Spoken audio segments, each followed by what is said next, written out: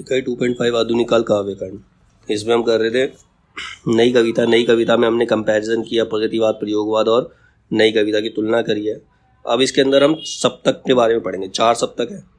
4 सप्तक कौन कौन से? तार सप्तक, दूसरा सप्तक, तीसरा सप्तक और चौथा सप्तक। अब सप्तक और उनके कवियों के बारे में पढ़ते हैं। तो पहला है तार सप्तक, ये 1943 में आया। इसके कवि, तार सप्तक के कवि जो है वो है अगय, रामविलास शर्मा, गजानन माधव मुक्तिबोध, प्रभाकर माचवे, बलवंत के नाम से जाना जाता है इन्हें, नेमी चंद्र जैन, गिरजा कुमार माथुर, भारत भूषण अग्रवाल।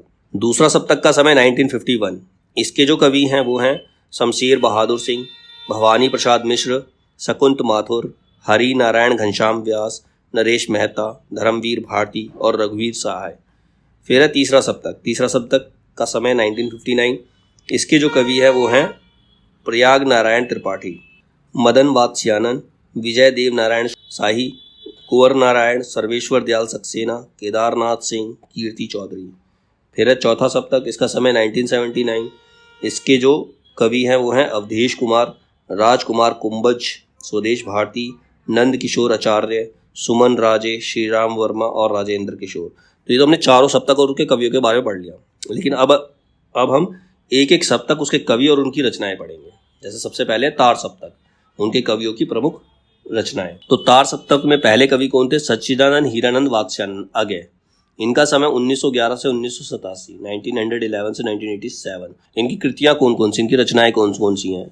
भग्नदूत 1933, चिंता 1942, इत्यलम 1946, हरी घास पर क्षण भर 1949, बावरा अहेरी 1954, इंद्रधनुष रोंदे हुए ये 1957, अरि ओ करुणा प्रभाव में 1959, आंगन के पार द्वार 1961, पूर्वा 1965, सुनहले शैवाल 1966, कितनी नावों में कितनी बार 1967, क्योंकि मैं उसे जानता हूँ 1970, सागर मुद्रा 1970, पहले मैं सन्नाटा बुनता हूँ 1973, महावृक्ष के नीचे 1977, नदी की बाग पर छाया 1981, ऐसा कोई घर आपने देखा है 1986। तो ये सारी अगय की रचनाएं हैं।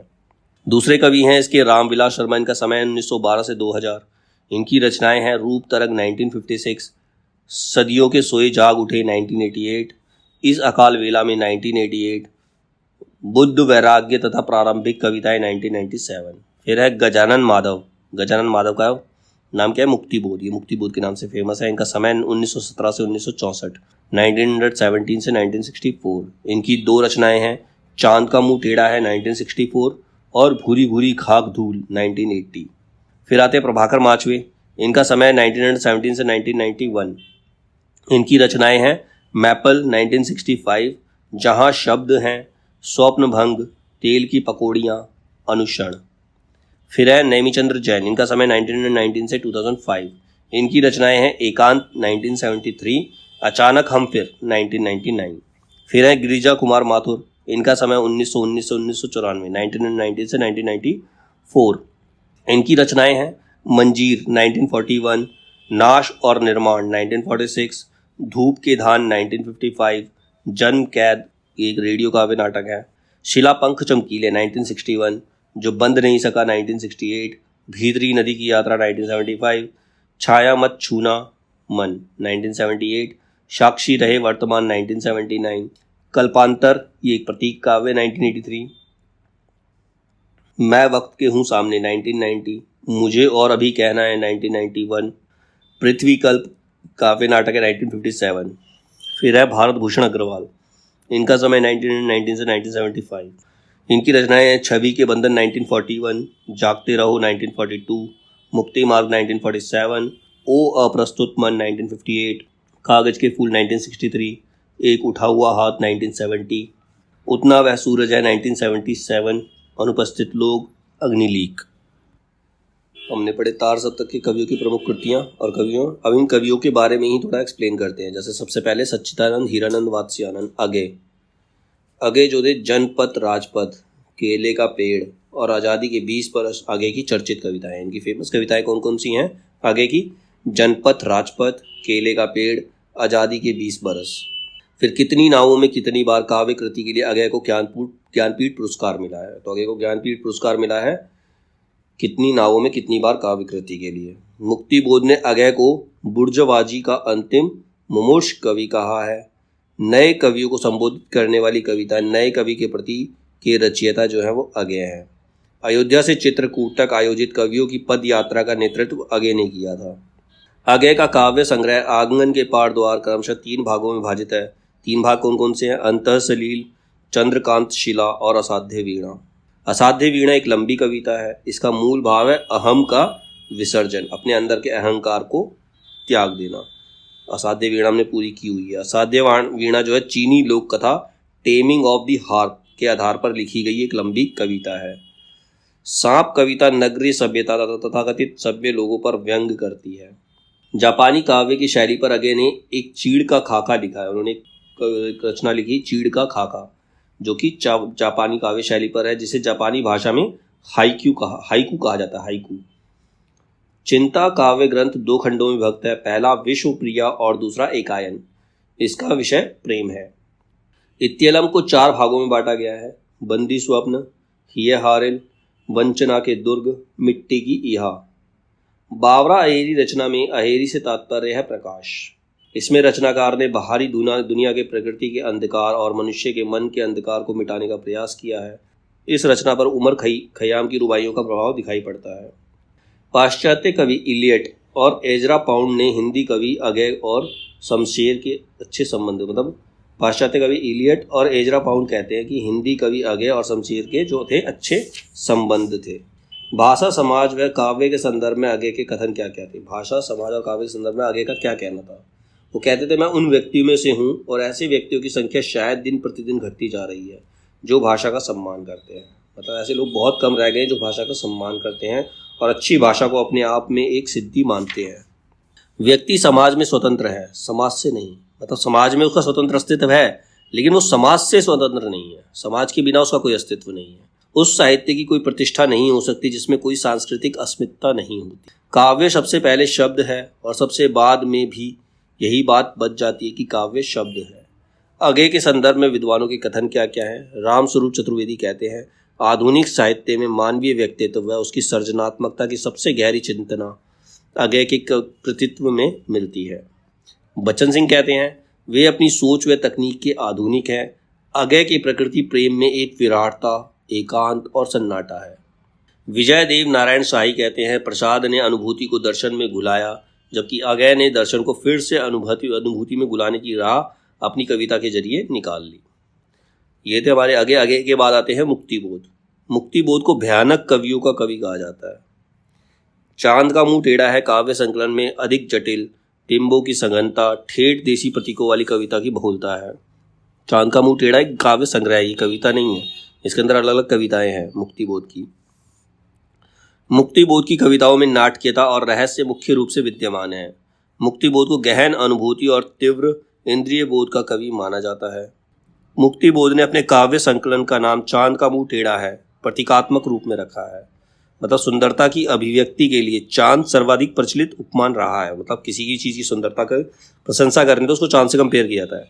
मुक्तिबोध चांद के मुंह को टेढ़ा बताकर पारंपरिक व अभिजात सौंदर्य बोध को नष्ट करना चाहते हैं। मुक्तिबोध की प्रसिद्ध कविताएं हैं अंधेरे में, भ्रम राक्षस, अंतःकरण का आयतन, भूल गलती। इसमें से 3 तो हमने की हुई है, अंधेरे में, भ्रम राक्षस और भूल गलती। अंधेरे में मुक्तिबोध की बहुचर्चित व लंबी कविता है। मुक्तिबोध की रचनात्मकता का उत्कर्ष अंधेरे में रचना में देखा जा सकता है। अंधेरे में कविता फैंटेसी शैली में लिखी गई है। सन 1964 में कल्पना पत्रिका में अंधेरे में कविता का पहला प्रकाशन आशंका के द्वीप अंधेरे में नाम से हुआ था। मतलब इसका जो सबसे पहले प्रकाशन हुआ था तो दूसरे नाम से हुआ था, उसका नाम था आशंका के द्वीप अंधेरे में। बाद में इसका नाम हो गया अंधेरे में। मुक्तिबोध का काव्य तिलिस्मी और अय्यारी उपन्यासों की भांति रहस्यमय ढंग के बिंबों से भरा हुआ है। इसमें अद्भुत चमत्कार, भयावह चित्र, डरावनी सूरतें, आतंक आदि मिलता है। मुक्तिबोध में फैंटेसी को अनुभव की कन्या माना है। मुक्तिबोध कहते हैं फैंटेसी जो है, जो कल्पना है, वो अनुभव की कन्या। जिसको जितना ज़्यादा एक्सपीरियंस होता है वो उतनी ज़्यादा कल्पना कर सकता है, उतनी ज़्यादा वो फैंटेसी ला सकता है। भ्रम राक्षस मुक्तिबोध की लंबी कविता है। इसमें ऐसे ब्राह्मण का चित्र खींचा गया है जो अपनी अतृप्त आकांक्षाओं के साथ मर चुका है तथा बाद में भ्रम राक्षस बन गया है। भूल गलती कविता में मुक्तिबोध ने मनुष्य के अंगों एवं भावों का सजीव चित्रण किया है। सिर फेरे का गीत कविता में कवि ने अकर्मण्यता, कर्तव्यहीनता, संवेदन शून्यता, स्वार्थपरता को दर्शाया है। इस कविता में मुक्तिबोध ने आत्मनिरीक्षण भी किया है। विशुद्ध बुद्धि के मारक स्वर मुक्तिबोध की कविता है। भारत इतिहास और संस्कृति की पुस्तक को मध्य प्रदेश सरकार ने 1962 ईस्वी में प्रतिबंधित कर दिया था। इनकी एक पुस्तक थी भारत इतिहास और संस्कृति, जिसको एमपी सरकार ने, मध्य प्रदेश सरकार ने 1962 में प्रतिबंधित कर दिया था। ठीक है। मुक्तिबोध संवेदनात्मक ज्ञान और ज्ञानात्मक संवेदन सूत्र के प्रयोक्ता है। अब फैंटेसी के संदर्भ में मुक्तिबोध के विचार क्या है?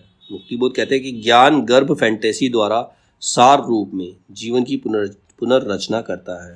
मतलब फैंटेसी भी ज्ञान से ही उत्पन्न होती है। मतलब जिस व्यक्ति के पास ज्ञान होता है वही अपनी फैंटेसी को रचना में परिवर्तित कर सकता है। फैंटेसी के अंतर्गत भाव पक्ष प्रधान और विभाव पक्ष गौण और प्रच्छन्न तो होता ही है, साथ ही साथ ये भाव पक्ष कल्पना को उत्तेजित करके बिंबों की रचना करते हुए एक ऐसा मूर्त विधान उपस्थित करता है कि जिस विधान में उस विधान के ही नियम होते हैं।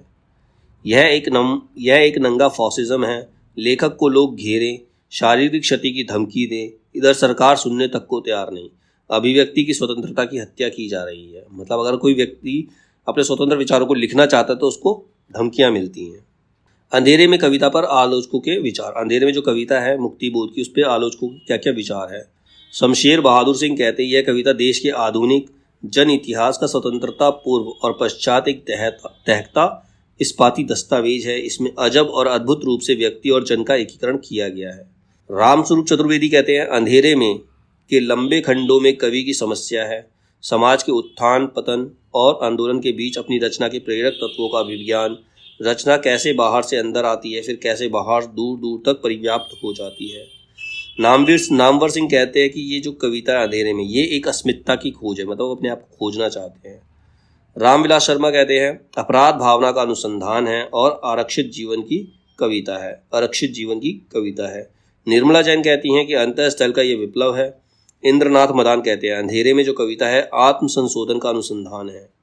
प्रभाकर वाजपेयी का मानना है कि जो अंधेरे में कविता एक लावा है। विश्वनाथ त्रिपाठी कहते हैं कि वह संघर्षरत है, इसीलिए उसकी पीठ पर नहीं वक्ष पर गाव है। वह सकर्मक है, शक्ति का पुंज है, किंतु फटे हाल है, क्योंकि वह करुणा से युक्त होकर समाज के शोषित जनों का प्रतिनिधि बनता है। यह संस्कृति पुरुष मध्य वर्ग के आदर्शवादी दृढ़ चरित्र और जीवन की सुविधाओं को समझौता ना करने वाले व्यक्ति का प्रतीक है। ऐसा विश्वनाथ त्रिपाठी कहते हैं। अब मुक्तिबोध के संदर्भ में विद्वानों के मत क्या है? रामस्वरूप चतुर्वेदी कहते हैं कबीर में जैसे सामाजिक विद्रोह का तीखापन और प्रणयानुभूति की कोमलता एक साथ मिलती है, कुछ वैसा ही मुक्तिबोध में भी है। नामवर सिंह कहते हैं यह तथ्य अनदेखा नहीं किया जा सकता कि कविता के नए प्रतिमान के केंद्र में मुक्तिबोध है। मतलब मुक्तिबोध कविता में नए प्रतिमान लाने वाले पहले कवि हैं। नामवर सिंह कहते हैं कि नई कविता में मुक्तिबोध की वही स्थिति है जो छायावाद में निराला की है। रामविलास शर्मा कहते हैं मुक्तिबोध को अंधेरे में कविता के नायक से अलग करके देखना असंभव है। रामस्वरूप चतुर्वेदी कहते हैं मुक्तिबोध का काव्य संकलन चांद का मुंह टेढ़ा है, एक बड़े कलाकार की स्केचबुक लगता है। ऐसा लगता है किसी बड़े कलाकार ने एक स्केचबुक बना दी हो, उसमें अलग अलग तरीके की कविताएं हैं। श्रीकांत वर्मा कहते हैं किसी और कवि की कविताएं उसका इतिहास ना हो, लेकिन मुक्तिबोध की कविता अवश्य उसका इतिहास है। रामस्वरूप चतुर्वेदी कहते हैं अगय और उनके सहयोगी कवि शमशेर बात के कवि हैं, लेकिन मुक्तिबोध खबर के या भयानक बात के, इसीलिए उनकी कविता में नाटकीयता और रहस्य का वातावरण है। रामस्वरूप चतुर्वेदी कहते हैं कि कवि के रचना शिल्प को देखकर लग सकता है कि जैसे एक विराट खंडर पूरा नए तौर पर बनाया गया हो, जिसमें से गुजरने पर भव्यता और एक खास तौर पर अवसाद का एहसास एक साथ होता है। डॉक्टर नगेंद्र कहते हैं बाद के जीवन की बहुविध छवि को लेकर विकसित होने वाली नई कविता के अग्रज कवि सच्चे अर्थों में मुक्तिबोध ही हैं। बच्चन सिंह कहते हैं मुक्तिबोध की कविता में प्रयोगवाद और प्रगतिवाद का रासायनिक मिश्रण है। वे एक ही साथ प्रयोगवादी भी हैं और प्रगतिवादी भी, किंतु दोनों की अतिरेकवादी प्रवृत्तियां इन्हें मान्य नहीं। मतलब वो किसी चीज़ को ज़्यादा नहीं करना चाहते। मैनेजर पांडे कहते हैं मुक्तिबोध फैंटेसी का जब उपयोग करते हैं सत्य की अभिव्यक्ति के लिए, सत्य की खोज की प्रक्रिया को प्रेरणा देने के लिए। अशोक वाजपेयी कहते हैं मुक्तिबोध एक कठिन समय के कठिन कवि हैं। उन्होंने अपने सत्य को कठिन वैचारिक और एक भावनात्मक संघर्ष में पाया है और कविता में चरितार्थ किया है। निर्मला जैन कहती है उनकी भाषा अनगढ़ और तेजोदीप्ति भाषा है।